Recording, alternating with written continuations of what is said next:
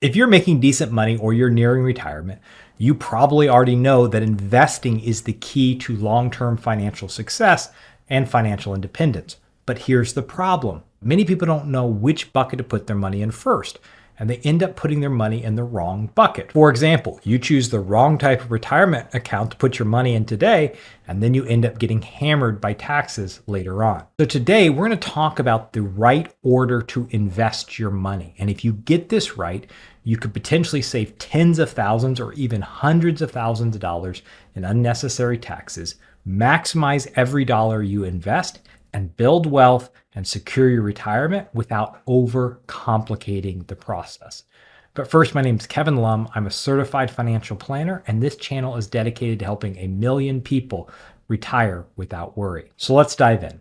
The first place you want to put money is you want to put it in the bank. Now, I know that's not the fanciest place in the world, but it's your first line of defense. If life throws you a curveball, medical expenses, car repairs, job changes, whatever it might be, you want those to be inconveniences, not crises. So then the question people ask, and I get this all the time, is how much cash should I be holding? And the answer is it depends. It depends on your particular situation and on your risk tolerance. So here's a general rule of thumb. If you're in a dual income household and both incomes are fairly stable, you can probably get by with about 3 months of cash in your emergency savings. If you're single and you have a fairly stable job, you probably want about 6 months of cash in your emergency savings. If you work for yourself, if you're self-employed or you're in technology or another volatile industry, you might want to have 12 months of living expenses in your cash reserves. It's not just about covering whatever life may throw at you. It's also about giving you freedom if you need to walk away from a job. So you want to have somewhere between 3 to 12 months in your cash reserves. But then the next question that people always ask is, okay, great. We understand we need to have 3 to 12 months. Where should we put that money? Here's what I tell people. You want a minimum of 1 month's liquidity in your bank account. So wherever that local bank is, Chase, Bank of America, Wells Fargo, the credit union down the street, keep about 1 month of living expenses in there. And then the rest of the money you want to keep in a high yield savings account or potentially ultra short government treasuries. You want to be sure you prioritize liquidity above everything else. You want to make sure you can get that money out when you need it. So I'm not a big fan of using products like a multi-year guaranteed annuity or a CD for your emergency savings because you want that money liquid. Now, personally, and this is not a commercial, but I use Fidelity, and they have a money market fund that invests in ultra short government treasuries. So right now I'm getting around 4%, maybe a little over 4%, but Fidelity will auto liquidate that money for me when I spend it. So as long as I've invested in the right fund, I can leave it invested in the short-term government treasuries, but then if I end up spending that money, Fidelity will just auto liquidate the money for me, so it's completely liquid.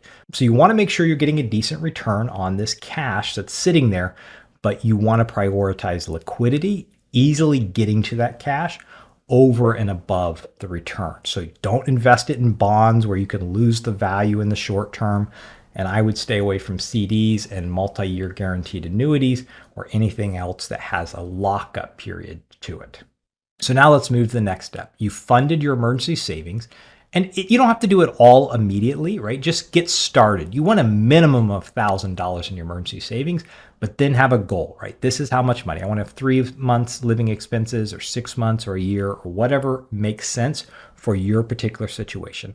Then the next place you want to invest your money is you want to get the free money that your employer is offering on the 401k match. This is basically free money, and you want to make sure you take advantage of it. For example, if you make $200,000 and your company matches 5%, that could be $10,000 a year in free money.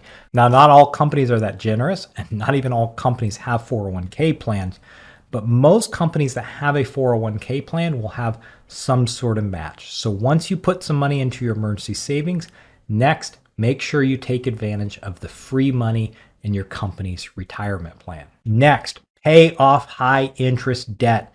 You do not want to carry any revolving debt, particularly as you head into retirement. If you have credit card debt or personal loans or anything with a high interest rate, pay that down. That is the most important place to put your next dollar, especially if you're planning on retiring. You want to enter into retirement with as little debt as possible. Now, you potentially might want to keep your mortgage going into retirement and maybe your car loan, but you want to pay everything else off. But even if you're not nearing retirement, you want to pay off this high interest debt because those balances begin to compound and they just become overwhelming. And so when you're thinking about where do I put money, first, put $1,000 in your emergency savings. Second, take the free money from your company's 401k and then begin to pay off your debt as fast as possible. And there's a lot of information out there on various methods. Some people like the avalanche method where you pay the highest interest rate first. Other people like the snowball method where you pay off the smallest balance first. It's kind of a mind game you play with yourself for motivation, kind of gets you going, right? You're going to get the first small loan paid off and you're kind of excited and get the next one paid off. Either works. Just get rid of the debt as fast as you can. If you're looking for a resource on how to get out of debt, Dave Ramsey has some great resources. I know he's not very popular for investing and a few other things, but he's one of the best resources out there for getting out of debt. So if you are mired in debt, figure out a way to begin paying off that money before you begin investing money in other places. Okay, now that you put money into your cash savings and you started taking advantage of the company match and you paid off your debt, the next place you want to put money is you want to max out your 401k plan at work, but do it based upon your tax brackets. I've watched a lot of videos about where should I put my next dollar, and I think a lot of them miss this point. You want to pay attention to your tax bracket when you're maxing out your 401k plan. Increasingly, companies are offering the option of either a traditional 401k or a Roth 401k. And it gets a little complicated giving advice on the internet to all sorts of people and not knowing all the ins and outs of your particular situation. But as a general rule of thumb, if I was young and I was contributing to a 401k and I'm in the 24% tax bracket or under, I would probably max out my Roth 401k.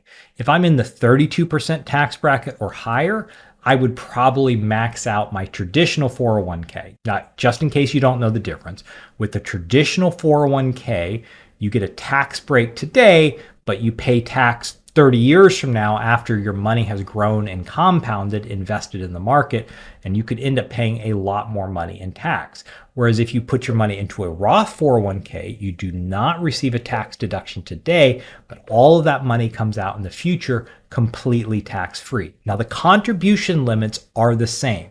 For 2025, the contribution limit, if you're under 50, is $23,500.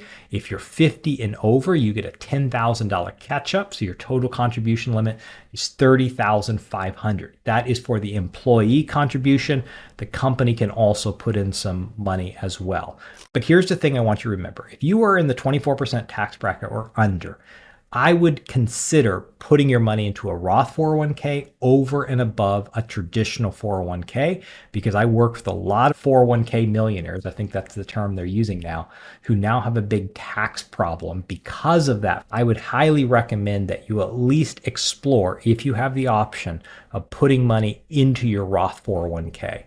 Now, if you're nearing retirement and you are a 401k millionaire or an IRA millionaire, you might want to stop contributing to that plan and begin putting your focus on saving cash outside of the plan to help pay for some Roth conversions, but that is for another video.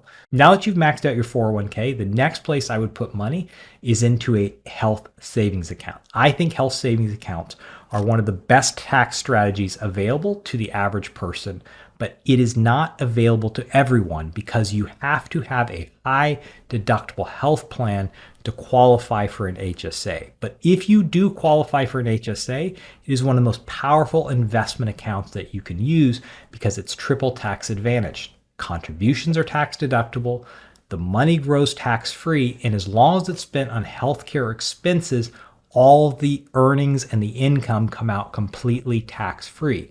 And HSAs, if used properly, can be incredibly powerful. I have other videos where I talk about some of the more in-depth strategies to really maximize HSAs. I'm not going to go into that in this video. But one thing I want to note, if you put money into an HSA, underline this, maybe the editor will underline it for me, invest the money, invest the money. I see all the time that people put money into an HSA and then they never invest it. The other thing I highly recommend is don't spend the money, invest the money and let it grow.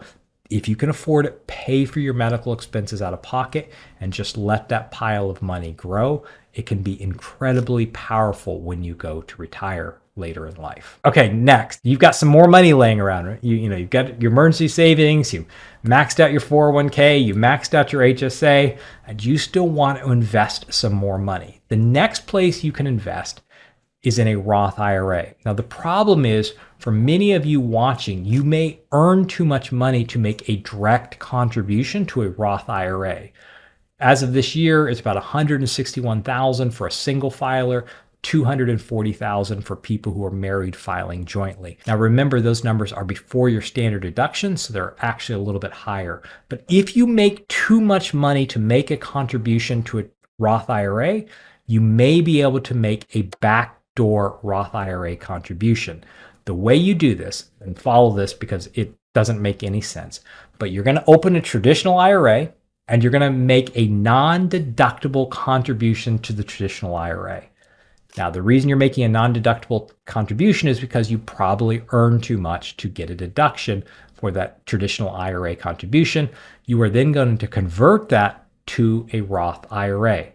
It is the dumbest little loophole in the tax law, but it allows people who even make a large sum of money to continue making contributions to your Roth IRA. This is a little less important if you have a Roth 401k because you're already getting quite a bit of money into that plan. But if you're trying to find even more ways to put money into a Roth, a backdoor Roth can be a great way to do that. Because again, remember, when you put money into a Roth, all the growth is tax-free and you avoid required minimum distributions later in life. I know for some of you watching, that seems like it's a long ways in the future. For others of you, you are wishing right now that you would use a Roth IRA when you were younger. But here's a word of caution. If you do a backdoor Roth, be careful with the pro rata rule.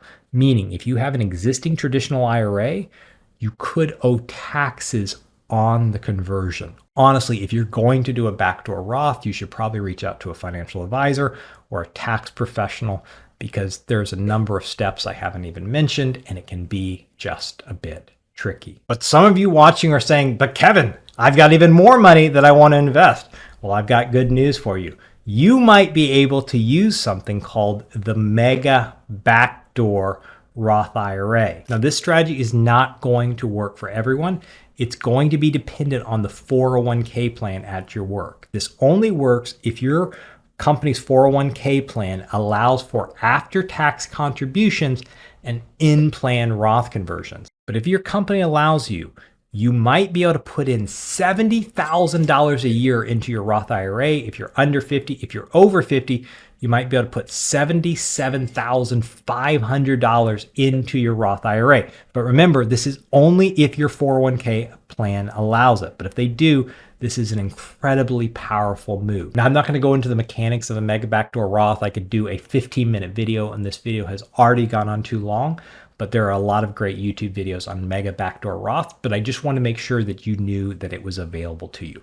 But if you're trying to get more money into a tax-free account, a Mega Backdoor Roth is one of the best ways to do it. Now that you've maxed out all those other accounts, you might want to put your next dollar into a taxable brokerage account. Now, some of you, particularly if you want to retire early, or if you're nearing retirement and you need more money to pay for Roth conversions, you might want to forget everything I've said and prioritize putting money into the taxable brokerage account because it is the most flexible account of everything I've talked about. There's really no rules about a taxable brokerage account. You can put any money in at any time. You can take money out at any time. The problem is when you put money in and take money out, you could potentially have to pay taxes on the transaction. If you make interest on the money, you're going to have to pay taxes on the interest. And if you earn dividends, you're going to have to pay taxes on the dividends. And if you earn capital gains and you sell a stock, you might have to pay short-term capital gains or long-term capital gains. So there's more complexity with a taxable brokerage account, but it's incredibly flexible. So if you want to retire early, you might want to prioritize using a taxable brokerage account. Or if you want flexibility, you want to prioritize using a taxable brokerage account. Or if you're nearing retirement and you just need money to pay for Roth conversions, for example, you might also want to prioritize using a taxable brokerage account. But a taxable brokerage account is just a standard account that you can open up at any brokerage firm, Fidelity or Schwab or wherever. And there's really no restrictions around it. You don't have to wait till you're 59 and a half. There's none of the typical retirement account rules. And so you have a lot of flexibility with the taxable brokerage account. Just remember, unlike tax advantaged accounts, you may have to pay taxes on your dividends and your interest and your capital gains. And even sometimes if you have like a mutual fund inside the account, you may end up having to pay tax, even though you didn't get a dividend, even though you didn't sell anything, it can still create a capital gain. I just saw a client have this issue this week. They had a $15,000 gain on a $75,000 position that they had not sold and they had no money from yet. But the mutual fund had done a capital distribution, which caused a gain for this particular client. So you want to pay attention to that. The next thing you might want to consider investing money in is a 529 plan. If you have kids or you have grandkids, 529 plans can be a great place to put money because you put money in, you don't get any tax advantage today, but if that money grows and then is pulled out and spent on qualified educational expenses, it can be completely tax-free. So I often recommend when someone has a child, go ahead and front load that plan. So instead of putting in $500 a month from the time a kid is born until they're age 18, if you have the money, go ahead and take a $50,000 contribution, put it in that account. So if grandparents or friends or family want to contribute money, do a lump sum to a 529 account, and then let that money grow throughout the life of the child. And then when they go to college, they can take out all the earnings completely tax-free. And a recent change in the tax law also allows some of the extra money. So if you put too much money into a 529 plan, the kid doesn't use it all for college because it doesn't end up being as expensive or whatever the case might be, you can then take some of the money from the 529 plan and convert it to a Roth IRA later in life. But that is another whole video, but something you might want to think about. Okay, I'm going to end there. That was a lot. I know I've been going on for a long time. I'm losing my voice. I've gone on for so long. And there's a lot of nuance to what I said, but I want you at least to have an idea of where you should put your next dollar. And it's going to change depending on where you are in your retirement journey. If you are nearing retirement, though, I would highly recommend reaching out to a financial advisor and getting a customized plan for you, seeing where you should focus putting your next dollar, because the rules are going to be a bit different. If you're interested in tax planning, I have a ton of videos on tax planning, and I put together a whole playlist, and you can watch that now.